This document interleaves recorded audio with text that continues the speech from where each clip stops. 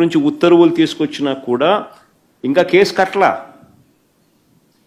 అలాంటి ఆయన బాధలో భాగస్వామిని అవుతూ నేను మా పార్టీకి సంబంధించిన మా వాళ్ళ ఇంటికి నేను పోవడం తప్ప అని అడుగుతా ఉన్నా.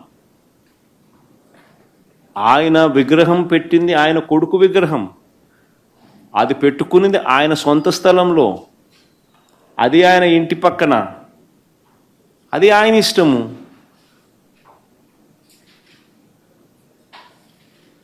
ఈ విషయంలో నేను పోవడం ఏ రకంగా తప్పు అవుతుంది? అలా పోవడం ఒక తప్పు అన్నట్టుగా కర్ఫ్యూ వాతావరణం తీసుకురావడం అనేది తప్పు కాదా? అలా పోవడం తప్పు అన్నట్టుగా ఆ పోయిన ఆ ఏ ఇంటికైతే నేను పోయానో ఆ ఇంట్లో ఉన్న పెద్ద ఆయన, ఆ వెంకటేశ్వర పెద్ద ఆయన మీద కేసు పెట్టడం ఎంత మటుకు ధర్మం ఇది? అంటే డెమోక్రసీలో ఉన్నామా లేదా? ప్రజాస్వామ్యం లేదు రాష్ట్రంలో, రెడ్ బుక్ రాజ్యాంగం నడుస్తూ ఉందని చెప్పడానికి ఇదొక నిదర్శనం.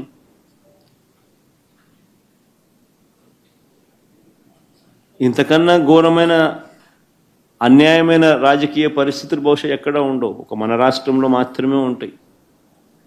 సార్, రాష్ట్రంలో వివిధ అంశాలకు సంబంధించి మీరు పర్యటనలు చేస్తూ ఉన్నారు. అయితే మీ పరామర్శలు కానీ మీ యాత్రలు కానీ ఇవన్నిటిని కూడా law and order situation create చేస్తూ ఉన్నాయి, శాంతి భద్రతలకు విఘాతం కలిగిస్తున్నాయని అటు ప్రభుత్వానికి సంబంధించినటువంటి ప్రతి వాళ్ళు మాట్లాడుతున్నటువంటి పరిస్థితి సార్. లా అండ్ ఆర్డర్ సమస్యలు ఎవరు క్రియేట్ చేస్తున్నారు స్వామి? నేను పోతాను, కలుస్తాను, వస్తాను, వీళ్ళకేం సంబంధము?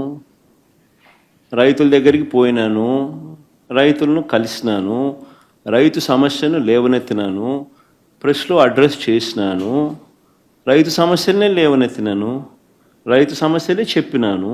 ఎవరికి ఏం తప్పు జరిగింది? ప్రతిపక్షంలో ఉన్న ప్రతిపక్ష నాయకుడిగా నేను చేయాల్సిన ధర్మం నేను చేసినాం. నా ప్రోగ్రాంను అడ్డుకునింది మీరు. ఎందుకు అడ్డుకున్నారు? నా ప్రోగ్రాంకి ఎంతమంది వస్తే నీకేం బాధ?